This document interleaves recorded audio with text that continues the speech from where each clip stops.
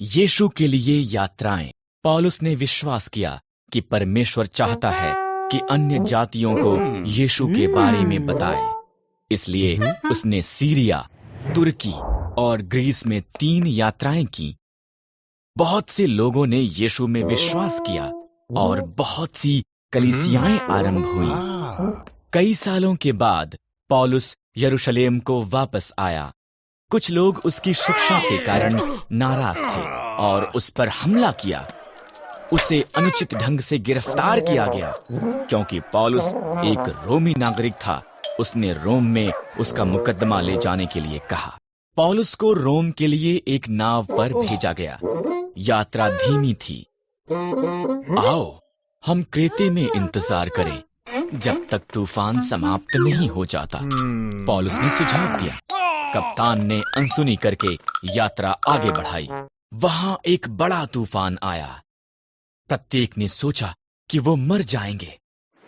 एक स्वर्गदूत ने पौलुस से कहा कि वो सब बचाए जाएंगे और वो रोम जाएगा। पौलुस ने हर एक को ये बताया। किसी को कुछ भूमि नजर आई। मल्लाहों ने जहाज को छोड़कर जाने और अन्य को मरने के लिए छोड़ देने की योजना बनाई। पौलुस ने चेतावनी दी, तुम सब केवल तब तक जीवित रहोगे अगर हर कोई जहाज पर रहता है। जहाज माल्टा नाम के एक टापू से जा टकरा।